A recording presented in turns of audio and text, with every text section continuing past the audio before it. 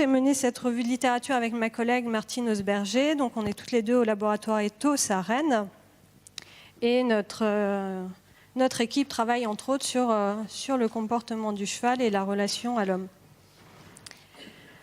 Comme on l'a vu depuis hier après-midi, on se rend compte que la médiation équine, c'est une grande variété, aussi bien en termes d'équidés, il y a les chevaux, les poneys, mais aussi les ânes, en termes d'activité, mais aussi en termes de conditions de vie. Ça peut aller des animaux vivant en boxe à des animaux vivant en groupe au pré, mais aussi dans une variété d'êtres humains qui interagissent avec ces équidés. Face à cette grande variété, arrive aussi une diversité de défis qu'il va falloir relever.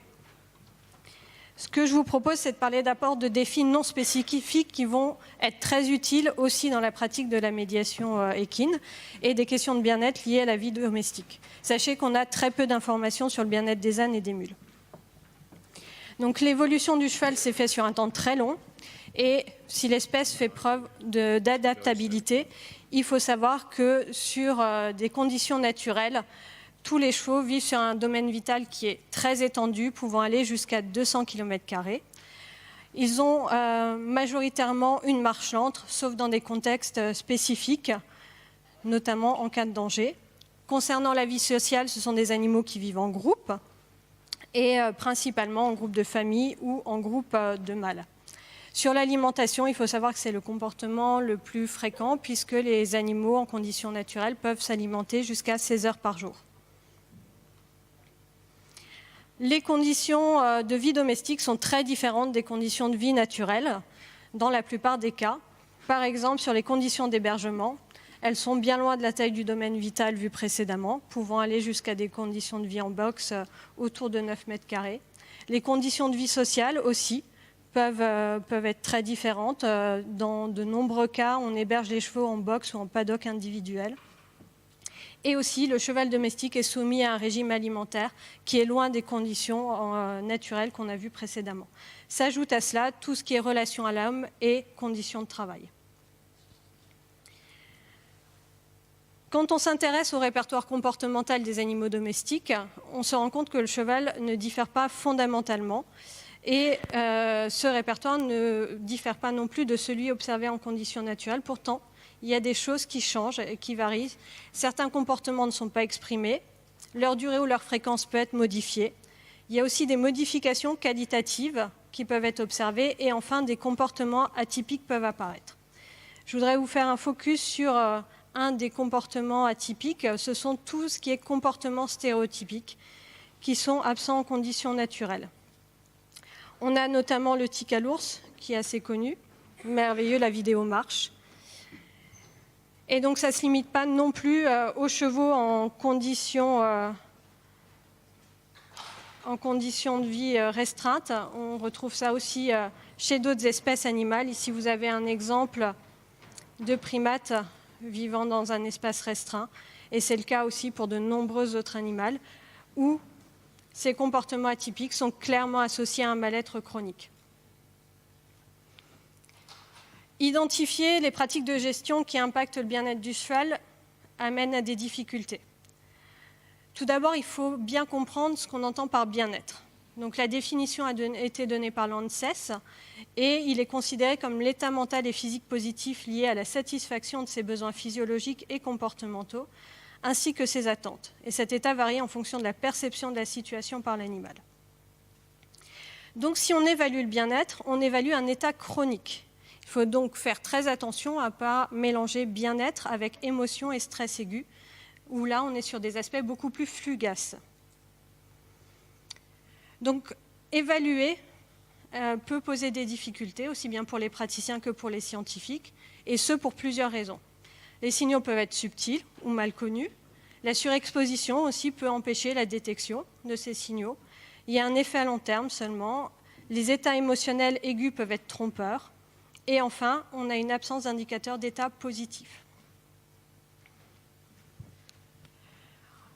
Quel est l'impact des pratiques? Je vais m'intéresser à des variations qui sont données par 4 grands types d'éléments. On va commencer par l'hébergement et les conditions sociales. Donc, comme je vous disais, l'hébergement permanent ou majoritairement en boxe individuelle, et une source de restriction spatiale, mais aussi sociale. Donc, ce sont des individus qui peuvent être hébergés donc seuls et qui induisent l'émergence de comportements anormaux. Donc, les conséquences de cet hébergement inapproprié vont porter aussi bien sur l'excitabilité des chevaux, mais aussi sur la relation à l'homme. Et on peut avoir une augmentation des comportements agressifs, voire des résistances au moment du travail, chez ces animaux qui sont hébergés par rapport à ceux hébergés en groupe, à l'extérieur.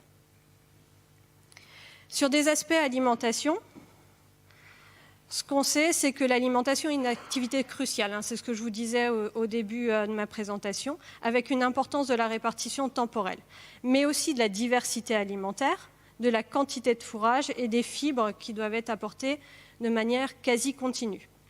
Si on ne respecte pas ces éléments, on peut avoir une perturbation du comportement alimentaire, avec la présence de comportements stéréotypiques, une vie sociale perturbée, mais aussi des problèmes sanitaires et reproducteurs. Ainsi, pour ces animaux, il faut vraiment favoriser l'accès à l'herbe ou au fourrage de manière quasi permanente. Et enfin, le dernier facteur, c'est l'équitation. Donc sur l'impact des pratiques. On sait dans la littérature qu'il y a un impact de la discipline et des modalités de travail qui agit aussi bien sur l'état émotionnel des chevaux, mais aussi sur leur état de bien-être chronique. Un des problèmes les plus fréquents et les plus mal détectés chez les chevaux, ce sont les problèmes dorsaux. Dans de nombreuses études, on a un consensus, environ 70% des chevaux montés sont atteints de problèmes dorsaux. Il y a une étude qui a été menée au laboratoire d'éthologie, donc où on travaille avec Martine, qui a montré que des chevaux de centre équestre, on a des problèmes qui varient d'un centre équestre à l'autre, donc il y a une variabilité entre les lieux. Et les cavaliers qui débutent en recherche d'équilibre peuvent avoir des comportements qui ne sont pas adaptés, notamment au niveau du placement des mains, quand on leur demande de gérer le cheval. Par exemple, des mains hautes, avec les rênes courtes, ont pour conséquence un ressenti douloureux, et donc le cheval va prendre une encolure haute, comme on peut le voir sur la photo de gauche, et en levant la tête pour échapper à la douleur, il va creuser son dos. Et les observations dans le cadre de cette étude à grande échelle ont montré que plus le cheval passe de temps avec une encolure haute et creuse, et plus les problèmes de dos sont importants. Donc il y a aussi toute une réflexion à avoir autour du poids du cavalier. Quel est l'impact du poids du cavalier en déséquilibre sur la colonne vertébrale du cheval? Là, on a vu des défis qui n'étaient pas spécifiques à la médiation équine. Maintenant, regardons ce qu'on connaît dans la littérature scientifique sur ces questions de bien-être liées à la médiation équine. Il y a de nombreuses questions qui apparaissent sur plusieurs volets. Tout d'abord sur le type de bénéficiaire. Quel est l'impact de l'irritabilité, de l'hyperactivité, de l'inattention, de la rigidité des bénéficiaires ou aussi des difficultés motrices? Si on regarde le type d'activité, là aussi de nombreuses questions. Quel est l'impact du type de contact, de l'équipement spécifique, du fait de monter à deux sur le dos du cheval, de supprimer les réponses émotionnelles? Et enfin, sur le type d'environnement, quel est l'impact de l'environnement où vit le cheval, puisqu'il y a des cas de structure où le cheval vit à l'hôpital ou directement en prison.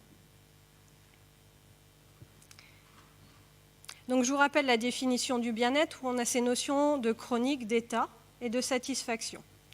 On a un besoin d'études justement qui portent sur l'état chronique des chevaux en médiation en comparant l'état de bien-être des chevaux de médiation et de non-médiation. En menant une revue de littérature donc standardisée sur des papiers scientifiques sortis en langue anglaise, donc quelque chose de très classique qu'on fait en recherche, on se rend compte que c'est un problème non résolu. À l'heure actuelle, il n'y a pas de recherche scientifique sur cette question. Par contre, on a une fenêtre qui nous permet d'étudier des facteurs qui peuvent affecter le bien-être. Et dans ce cas-là, ce sont l'étude des réponses immédiates des chevaux aux séances de médiation. Et donc là, on a trouvé quelques études. Donc, dans la revue de littérature, on a pu identifier 6 papiers. Donc, ils sont là. Et en résumé, en 2018, ce qu'on a, c'est 5 études scientifiques et une revue de littérature. Aucune ne porte sur les ânes, donc ça concerne uniquement des chevaux. Globalement, tous ces papiers arrivent à la même conclusion, c'est qu'il n'y a pas ou peu de différence selon le type de personne ou le type de session. Mais il faut être très prudent par rapport à ces 5 études. En effet, la plupart ont très peu de chevaux, c'est-à-dire moins de 10 chevaux impliqués. Donc on peut se poser la question de la généralisation. Les chevaux sont dans la plupart du temps dans un usage mixte, c'est-à-dire qu'ils font des séances de médiation animale, mais ont aussi une pratique en centre équestre. Donc on ne sait pas quelle est la part de leur expérience propre au centre équestre et celle concernant les séances de médiation. On n'a aucune info sur les conditions de vie, c'est-à-dire s'ils vivent en boxe, s'ils vivent en groupe au pré. Aucun groupe contrôle de chevaux, c'est-à-dire des chevaux ne faisant aucune séance de médiation animale et qui seraient inclus dans cette étude pour pouvoir comparer les comportements ou les mesures physiologiques. Donc, l'autre élément qui est majeur, c'est que ces 5 études ne sont pas comparables entre elles. Il n'y a pas le même type de chevaux, il n'y a pas du tout les mêmes protocoles. Il y a aussi le choix des corrélats physiologiques et comportementaux qui nécessitent d'être discutés, qui ne sont pas toujours valides. Et on n'a aucune mention de l'état attentionnel ou émotionnel, que ce soit de l'accompagnateur, de l'intervenant ou du bénéficiaire. Donc ce qui est clair, c'est qu'il y a un besoin d'études supplémentaires et de critères clairs. J'aimerais néanmoins vous détailler une des études, qui est la dernière, qui, même si elle souffre de nombreux biais, est quand même intéressante car ils ont contrôlé de nombreuses choses. Donc, ces chercheurs ont étudié les réponses comportementales et physiologiques de chevaux de médiation face à des adultes souffrant de stress post-traumatique versus des adultes au développement typique. Donc, il s'agissait de 17 chevaux qui ont rencontré la première semaine les 4 adultes souffrant de stress post-traumatique et ensuite la deuxième semaine qui ont rencontré les 4 adultes au développement typique. C'est le schéma expérimental, donc je vais vous l'expliquer de manière brève. Donc des mesures comportementales ont été menées ainsi que des mesures physiologiques. 30 minutes avant le test, les chercheurs ont fait un prélèvement de salive pour pouvoir analyser le cortisol chez le cheval. Le cheval est ensuite rentré dans l'aire expérimentale. Il est resté seul pendant 5 minutes. Pendant ces 5 minutes, les chercheurs ont observé son comportement et ont relevé son rythme cardiaque. Au bout de ces 5 minutes, on a demandé à l'être humain de rentrer. Et pendant ces 2 minutes, l'être humain pouvait interagir comme il le souhaitait avec le cheval. À ce moment-là, on mesurait aussi bien le comportement et le rythme cardiaque du cheval et de l'humain. Au bout de 2 minutes, l'humain ressortait de l'aire expérimentale. Les mesures continuaient pendant 5 minutes sur le cheval, aussi bien rythme cardiaque que comportement. Puis le cheval ressortait de l'aire expérimentale et au bout de 30 minutes était prélevé à nouveau de la salive pour une analyse physiologique. Donc les 4 adultes de la semaine 1 ont été filmés et avec des coachs, les adultes typiques de la semaine 2 ont été entraînés pour copier le comportement des adultes de la semaine 1. La conclusion des auteurs, c'est qu'il n'y a déjà pas de différence entre les chevaux interagissant avec les adultes souffrant de stress post-traumatique pendant la semaine 1 et les adultes typiques. Par contre, les différences s'observent sur l'expérience des chevaux, c'est-à-dire qu'il y a une corrélation entre le comportement des chevaux et leur expérience aux activités de médiation animale. Et on trouve aussi des différences dans le comportement des chevaux selon qu'ils soient seuls dans l'aire expérimentale ou en présence de l'être humain. Pour autant, il faut être prudent par rapport à cette expérience puisqu'on a créé une situation artificielle où on a demandé aux adultes typiques de copier le comportement des adultes de la semaine 1. Donc ce n'est pas du tout les comportements qu'ils auraient eus spontanément face au cheval. Il n'y a pas de randomisation de passation, c'est-à-dire que tous les chevaux ont d'abord vu les adultes souffrant de stress post-traumatique avant de voir le groupe contrôle. Et il y a un faible nombre d'êtres humains ayant participé à cette expérience. Ce qu'on peut aussi discuter sur ces aspects-là, ce sont les réponses de stress des chevaux pendant les activités, de manière générale, mais aussi de médiation. Sur quels critères on peut se baser? On a des aspects qui ont été validés, comme le fait de se cabrer, ruer, des foiements de queue, de l'agressivité ou les oreilles maintenues en arrière, comme on peut le voir sur les images ci-dessous. Et se pose aussi la question de la monte à deux, donc, où l'intervenant monte sur le dos du cheval avec l'enfant, ou même, on a vu dans certaines expériences, avec un autre adulte. Donc, quel est l'impact de la pratique sur le dos du cheval? Quelques solutions. et des recommandations ou en tout cas des réflexions. Dans les lectures, on peut souvent lire « Le cheval peut comprendre intuitivement le soutien émotionnel dont le bénéficiaire a besoin. Le cheval sait ce que l'homme veut. Le cheval veut plaire et agit avec bienveillance. Le cheval utilise ses neurones miroirs pour comprendre l'être humain. » Néanmoins, il faut être clair, ce sont des hypothèses qui, à l'heure actuelle, n'ont aucune preuve scientifique. Donc, utiliser ces hypothèses sans preuve scientifique peut compromettre le bien-être du cheval. Et ce qu'il est nécessaire, c'est de passer de critères humains aux critères animaux, puisque la grande difficulté dans cette relation entre l'homme et le cheval, c'est notre perception humaine de ce qui peut être bien ou non pour le cheval. Les besoins, en fait, sont très différents. Peut-être que nous, quand on passe dans des écuries, on se dit que ça doit être propre, le cheval doit être propre, alors que la première chose que le cheval va faire, peut-être en sortant au pré, c'est de se rouler dans la boue. Donc c'est de passer des critères humains aux critères animaux pour se décentrer, puisque le bien-être est une expérience subjective. Par exemple, ici, sur ces photos, on a l'impression qu'il n'y a rien à manger, et pourtant l'état corporel du cheval est optimal. En fait, seul le cheval a la réponse. C'est lui qui va vous donner la réponse face à la situation. Donc il faut s'appuyer sur des indicateurs, et notamment les indicateurs visibles qui peuvent être associés à des troubles sanitaires ou physiologiques. Donc ces indicateurs, ils peuvent être de l'ordre postural ou attentionnel, donc comme vous le voyez sur les photos. Des questions d'encolure, donc on en a parlé tout à l'heure avec la position d'encolure quand les rênes sont tenues hautes et courtes. Donc en bas, plutôt un indicateur positif avec une encolure ronde. La position des oreilles, entre position des oreilles majoritairement maintenue en arrière ou en avant. L'orientation du cheval aussi, par exemple, dans son box. Est-ce qu'il est orienté plutôt vers le mur arrière où il sort la tête et observe l'environnement extérieur, mais aussi la réaction à l'homme. Des indicateurs négatifs aussi et s'ajoutent, comme les stéréotypies, une locomotion, une émotivité accrue. Ce qu'il faut avoir en tête, c'est que le bien-être, ce n'est pas quelque chose de spectaculaire. Il faut observer de manière appropriée les indicateurs, il faut satisfaire les besoins comportementaux et surtout limiter les états négatifs et promouvoir les états positifs. Et tout ça pour pouvoir observer des équidés heureux qui interagissent avec l'homme. Ça peut être des solutions toutes simples. Ça va être d'utiliser le renforcement positif pendant les sessions d'entraînement, de promouvoir aussi des techniques de travail respectueuses. Un exemple qu'on a pu voir au laboratoire, c'est que 100% des chevaux qui attendent à la porte du manège au moment d'une session de travail. Donc là, on a une motivation à travailler. Donc ces solutions-là, c'est des choses qu'on peut apprendre par l'observation. Donc c'est ce qu'on fait en éthologie. Pour devenir éthologiste, ça ne se fait pas du jour au lendemain. C'est un doctorat, c'est des longues études, un bac +8.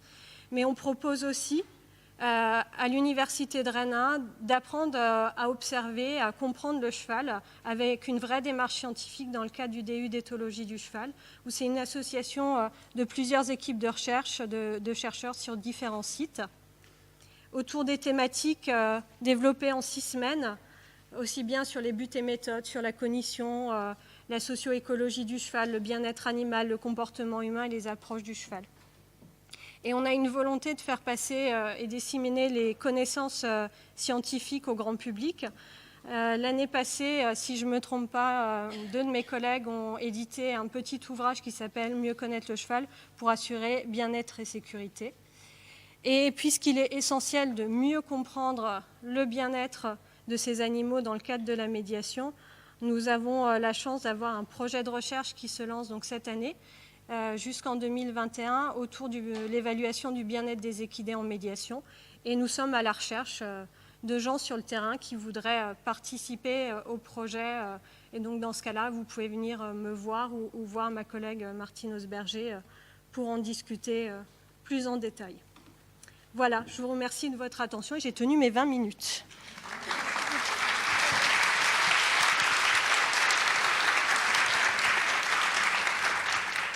Et donc, comme c'est un projet à 2, je me permets de faire venir ma collègue s'il y a des questions pour qu'on puisse répondre toutes les 2. Bien, donc les questions. Qui a des questions ?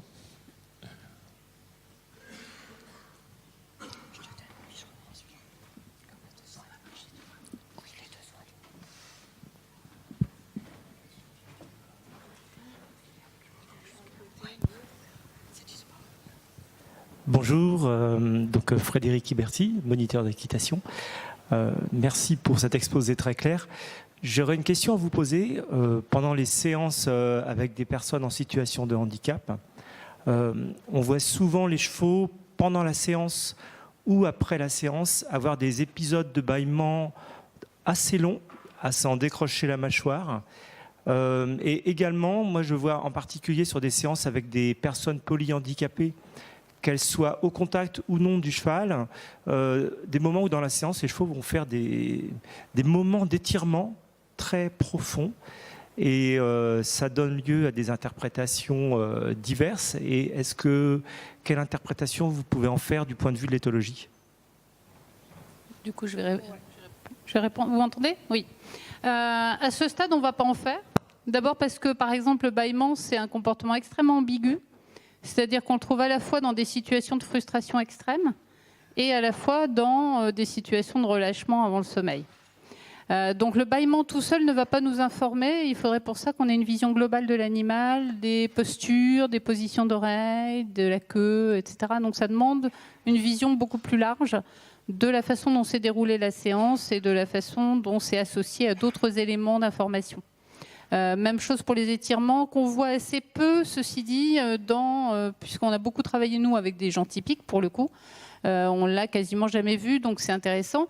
Et je pense qu'on pourra mieux répondre dans 3 ans du coup, puisqu'on a ce projet qui démarre et qui a des particularités, et ça j'en suis assez convaincue, des séances de médiation sur le comportement de l'animal, en fonction de comme l'a dit Marine, du type de séance. Du type d'exercice et de la façon dont ça se passe. Donc on est encore un peu trop tôt pour répondre. En tout cas, il y a des comportements ambigus et si on n'a pas tous les éléments, on ne peut pas répondre clairement. Bonjour. Je voulais savoir pour l'évaluation, est-ce que vous faites, quand ce sont des chevaux qui sont et en médiation équine et en cours d'équitation lambda, est-ce que vous faites une différence entre les deux? Enfin, vous analysez tout dans vos analyses.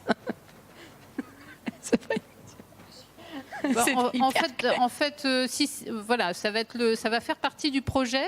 Ouais. Notre but est effectivement de comparer en gros 3 catégories d'animaux, c'est-à-dire des animaux qui en font jamais, mais qui sont dans un même site que d'autres qui en font, puisqu'en fait, on doit aussi annuler un peu les effets de conditions de l'environnement.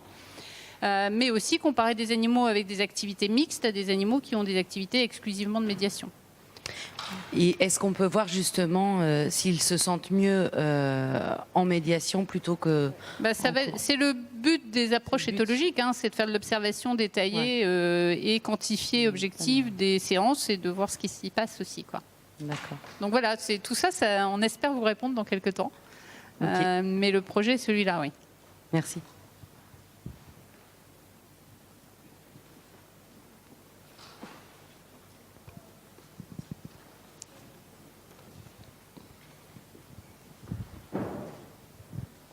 Oui, bonjour.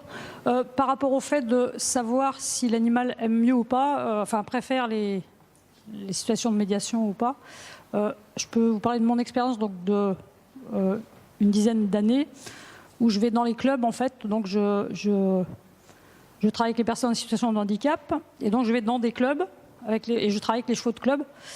Donc il est clair que comme on va les chercher au pré, je travaille avec des chevaux qui sont au pré.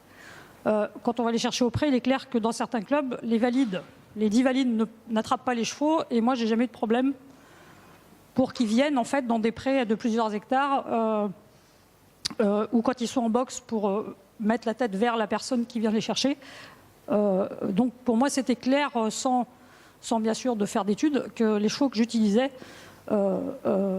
étaient plus à l'aise avec les personnes en situation de handicap qu'avec les valides mais parce qu'aussi en club, ils avaient des mauvaises conditions c'était des chevaux qui n'étaient pas forcément très respectés. Mais du coup, c'était très clair qu'ils préféraient les valides. Et j'ai eu dans plusieurs clubs des chevaux qui ne voulaient plus travailler avec les valides et qui n'acceptaient que l'activité avec les personnes en situation de handicap. Oui, c'est là où il faut faire attention aux conclusions, en fait. Parce que ça peut être parce que ce sont des personnes non valides, ou ça peut être parce que la personne qui encadre travaille d'une certaine façon. Nous, on a beaucoup circulé dans des centres équestres, et c'est clair qu'il y a des centres équestres où les chevaux, on les appelle, ils arrivent immédiatement, et des centres équestres où on amène à l'école et ils s'en vont.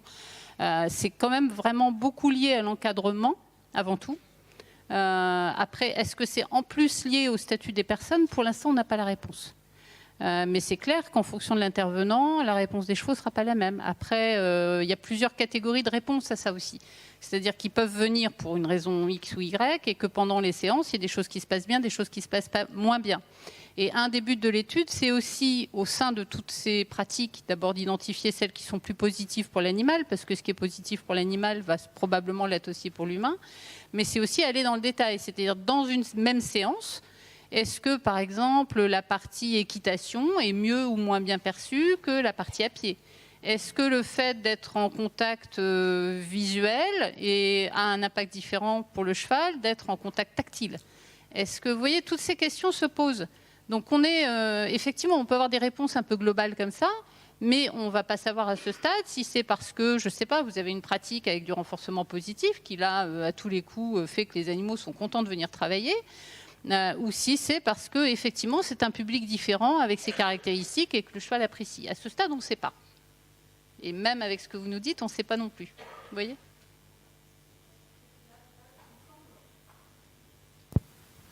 Je suis tout à fait d'accord avec vous. Ce que j'ai remarqué, donc c'est mon expérience, ça simplement, c'est que les chevaux, dans mon expérience aussi de monitrice d'équitation pour tout le monde, c'est que les chevaux n'apprécient pas trop les gens qui sont dans la consommation. Et qu'avec les personnes en situation de handicap, on n'est quasiment jamais dans cette situation-là même des gens qui n'ont pas de problème, des gens handicapés moteurs, qui ont un accident, qui ont été valides avant. Il y a une sorte de façon d'entrer en relation avec l'animal qui est directe et authentique, presque systématiquement, alors que les gens qui viennent en club, parfois, sont un peu dans un esprit de consommation et de vouloir. Et comme disait Céline hier ou ce matin, quand on a des possibilités en main, on n'est plus dans le pouvoir. En fait, c'est une histoire de pouvoir quelque part. Moi, je ressens ça comme ça, en fait. Et systématiquement, je vois que les gens qui ne sont pas dans le pouvoir, et notamment les autistes et les trisomiques, qui sont souvent très douces, sauf s'ils ont été formatés dans des pratiques un peu brutales, mais d'eux-mêmes, en fait, très souvent, ils savent beaucoup mieux communiquer avec le cheval directement. Et donc, en fait, le cheval vient de lui-même. Sans du tout, avec les autistes, je veux dire, ils se regardent et ils se choisissent dans le pré. C'est ça qui est un petit peu différent par mon approche. Après, mon approche n'est pas du tout scientifique. C'est ce que j'ai observé. C'est que, voilà. Enfin, notre appel aussi à vous impliquer, c'est aussi de bénéficier de vos témoignages, évidemment, puisque vous avez une expérience et c'est intéressant. Après, l'idée de rajouter sur vos expériences respectives, qui ne sont pas forcément les mêmes pour tout le monde, une vision scientifique, c'est justement d'essayer de quantifier, objectiver ça et de ne pas être croyance contre croyance. Vous savez très bien que vous n'êtes pas tous d'accord sur la façon de pratiquer. Vous savez très bien aussi que tout le monde n'a pas la même perception des choses. Et nous, pour avoir circulé, encore une fois, dans beaucoup d'établissements, y compris sur des séances de médiation, il y a des cas où clairement ça se passe bien, des cas où clairement ça ne se passe pas bien. Donc ce n'est pas aussi simple que ça. Et justement, le but de l'étude, c'est de faire la part des choses, de mettre en exergue ce qui se passe bien, et c'est vraiment un des buts, pour pouvoir identifier les meilleures pratiques et puis progressivement abandonner ce qui est un petit peu moins favorable. Voilà, donc c'est juste aller plus loin que chacun a son expérience. C'est associer le savoir et l'expérience pour mieux comprendre, en fait. D'accord ?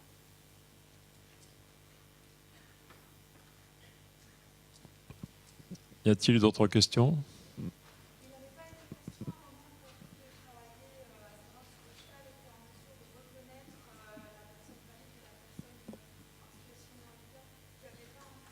Ça fait partie des projets, ouais. La réponse sera un petit peu plus tard. Il faut nous laisser un peu de temps. Voilà.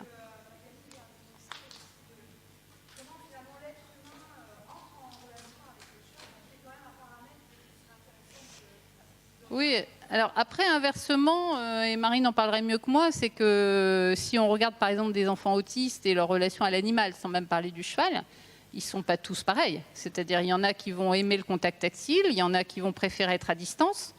Et souvent, en tant qu'humain, de la même façon qu'on dit, on projette nos visions d'humains sur le cheval, et c'est un des soucis du bien-être du cheval, de la même façon, quelquefois, avec des personnes non valides, pour reprendre le terme, finalement, on projette nos visions aussi de personnes valides.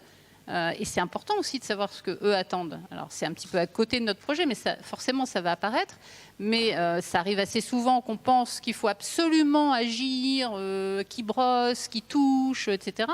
Et il y a des individus avec handicap à qui ça ne convient pas du tout. Mais des individus, d'ailleurs, sans handicap aussi. C'est-à-dire que chacun a aussi ses particularités. Et souvent, on essaie d'être trop, alors pour reprendre le terme, dans le faire en tant qu'encadrant. C'est-à-dire qu'on va dire, il faut faire comme ça, et la technique, c'est celle-là, il n'y en a pas d'autre. Et donc, l'idée, c'est aussi de sortir de ça. Alors, je ne sais pas si tu veux rebondir là-dessus, Marine. Non, mais enfin, voilà, donc c'est les travaux de Marine, plutôt. Très bien, merci. Une dernière question? Pas de questions. Donc, merci à Marine Grand-Georges et à sa collègue pour la présentation.